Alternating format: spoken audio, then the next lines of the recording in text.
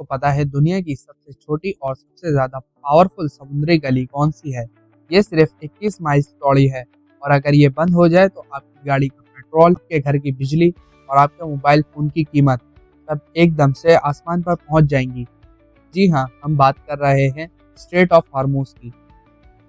ये वो स्ट्रेट है जहाँ से दुनिया का 20% ऑयल गुजर कर आता है और यहीं पर यूएस और ईरान आमने सामने खड़े हैं।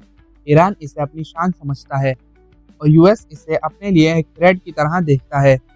सवाल यह है, वो 21 माइल का रास्ता यूएस और ईरान के बीच दीवार क्यों बन चुका है? Welcome to Subhan records YouTube channel. Persian Gulf, जहां Bahrain, Iran, Iraq, Kuwait, Oman, Qatar, Saudi Arabia और यूएई हैं। इन 8 कंट्रीज में जितना भी ऑयल निकलता है उसे दुनिया तक पहुंचाने के लिए एक ही रास्ता है और वो रास्ता है ये स्ट्रेट ऑफ हॉर्मुज़ की टोटल चौड़ाई सिर्फ 33 किलोमीटर है और उसमें भी जहाज़ों के गुजरने के लिए 3 किलोमीटर की 2 लेन्स हैं। अगर ईरान, जो इसके पूरे नॉर्थ में है, बस 3 किलोमीटर के इस चोक पॉइंट को बंद कर दे तो पूरा एशिया ठप हो जाएगा। आज हम इस जियोपॉलिटिकल कॉन्फ्लिक्ट की पूरी हिस्ट्री, ईरान और अमेरिका के बीच इस टेंशन को डिटेल में समझेंगे। आखिर तक ज़रूर देखिएगा क्योंकि इसका असर आपकी ज़िंदगी पर भी पड़ता है। दोस्तों, ये सिर्फ पानी का रास्ता नहीं, ये ब्लैक गोल्ड यानी ऑयल का हाईवे है। ग्लोबल एनर्जी सिक्योरिटी इस पर डिपेंड करती है। यहाँ से 20 से 21 मिलियन बैरल ऑयल और पेट्रोलियम प्रोडक्ट्स यहाँ से गुजरते हैं। ये ग्लोबल कंजम्पशन का सीधा सीधा 20% है। एलएनजी के ग्लोबल ट्रेड में 20 से 22% भी यहीं से निकलता है। कतर और यूएई की सारी एलएनजी इसी रास्ते पर डिपेंडेंट है। अगर ये रास्ता बंद हो जाए तो एशिया की धड़कन रुक जाएगी। जापान और साउथ कोरिया तो अपना 70% ऑयल यहीं से मंगवाते हैं। सऊदी अरब, इराक और कुवैत, इन सब का ऑयल इसी तंग गली से निकलता है। सऊदी अरब और यूएई ने पाइपलाइंस बनाई हैं जो रेड सी और गल्फ ऑफ ओमान तक जाती हैं, लेकिन उनकी total capacity 2.6 million barrels per day है। जहां स्ट्रेट ऑफ हॉर्मुज़ से डेली 21 मिलियन बैरल्स जाता है, वहीं इन पाइपलाइंस के थ्रू 2.6 मिलियन बैरल्स ही बेचा जा सकता है। ये ग्लोबल कंजम्पशन के लिए नाकाफी है। इसलिए अगर स्ट्रेट ऑफ हॉर्मुज़ बंद हुआ तो प्राइसेस बहुत हाई हो जाएंगी। सवाल ये बनता है कि ईरान को वर्ल्ड की सुपर पावर से टक्कर लेने का फायदा क्या है? ईरान जानता है कि वो बैटल ग्राउंड में यूएस नेवी से हार जाएगा, इसलिए उसने एसिमेट्रिक वॉरफेयर की स्ट्रेटेजी अपनाई है, यानी हथियार छोटा और धमकी बड़ी। आईआरजीसी नेवी है वो खतरनाक खिलाड़ी।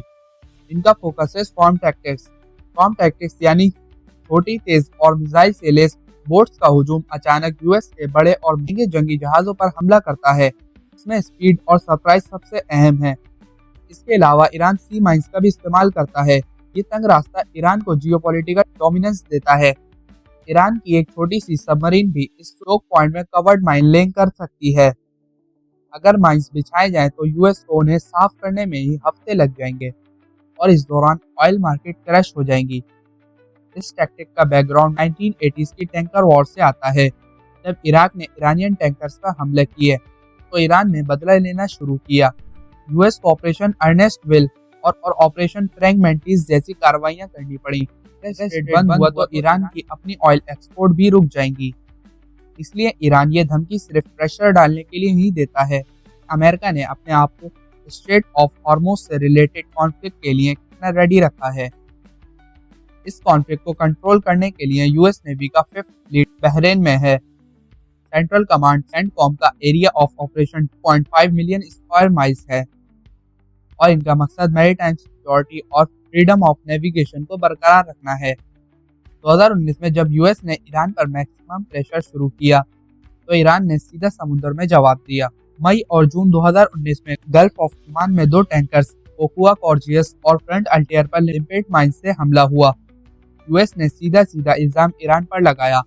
इसके कुछ ही महीने बाद ईरान की रेवोल्यूशनरी गार्ड्स आईआरजीसी ने ब्रिटिश फ्लैग टैंकर स्टेना एम्परो को हॉर्मुज़ स्ट्रेट में जब्त कर लिया और ये सिलसिला 2023 में भी चलता रहा, जब Marshall Islands flag tanker ALARA को ईरान ने जब्त करके टेरिटोरियल वाटर्स में ले लिया। इस सब को रोकने के लिए यूएस ने 2019 में IMSC international maritime security construct बनाया। इसमें ऑस्ट्रेलिया और जॉर्डन जैसे ममालिक शामिल हैं। इसका काम है पेट्रोलिंग करना और मर्चेंट वेसल्स को सेफ्टी देना। लेकिन याद रखें, IMSC ईरान के खिलाफ सैंक्शंस इन्फोर्स नहीं करता। इसका मैंडेट सिर्फ फ्रीडम ऑफ नेविगेशन को प्रोटेक्ट करना है। असल मसल तो US नेवी की है। ये कॉन्फ्लिक्ट सिर्फ स्ट्रेट ऑफ हॉर्मुज का नहीं, कानून का भी है। इंटरनेशनल लॉ में UN क्लॉज कहते हैं कि हर मुल्क को ट्रांजिट पैसेज का हक है, यानी जहाज बिना रुकावट गुजर सकते हैं। लेकिन ईरान ने UN क्लॉज को साइन नहीं किया। ईरान का कहना है कि वॉरशिप्स और सबमरीन्स को टेरिटोरियल वाटर से गुजरने के लिए इजाज़त लेनी होगी। US ये दावा नहीं मानता, तो ईरान ये करता है जब वो किसी टैंकर को पकड़ता है तो वो कहता है कि हम तो कानून नाफिज कर रहे हैं। इस लीगल एम्बिग्विटी का फ़ायदा उठाकर ईरान ग्लोबल ट्रेड को हाईजैक करता है। ओमान, जो हॉर्मुज के साउथ साइल पर है, एक न्यूट्रल मेडिएटर है। उसने ईरान और US के बीच कॉन्फिडेंशियल नेगोशिएशंस करवाई हैं। 2023 में ओमान ने ही US और ईरान के बीच $6 बिलियन के प्रिजनर एक्सचेंज की डील करवाने में अहम किरदार अदा किया। जब डायरेक्ट बातचीत मुश्किल हो तो ओमान जैसा ही मिडिल मैन ही टेंशन को ठंडा करता है। तो दोस्तों, इस लंबे कॉन्फ्लिक्ट का नतीजा क्या है?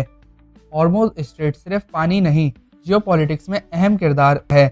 जब तक ईरान पर प्रेशर रहेगा, तब तक वो 21 माइल की पट्टी के जरिए दुनिया को धमकाता रहेगा।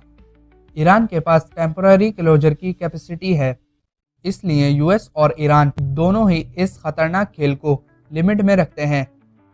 ये दीवार तब तक खड़ी रहेगी जब तक US और ईरान में दोस्ती नहीं होती। तो दोस्तों, ये थी हॉर्मुज स्ट्रेट की डीप एनालिसिस। अगर आपको ये वीडियो पसंद आई है और आपको लगता है कि आपको कुछ नया सीखने को मिला है, तो इस वीडियो को लाइक ज़रूर करें। नीचे कमेंट सेक्शन में बताएं कि आपको लगता है कि ईरान कभी हॉर्मुज स्ट्रेट को परमानेंटली बंद कर देगा। सुभान डिकोड्स को सब्सक्राइब करना मत भूलें। बेल आइकन दबा दें ताकि ऐसी डिकोडेड वीडियोस आप तक सबसे पहले पहुंचें। जल्द मिलेंगे, तब तक के लिए अपना ख्याल रखिए और देखते रहिए सुभान डिकोड्स।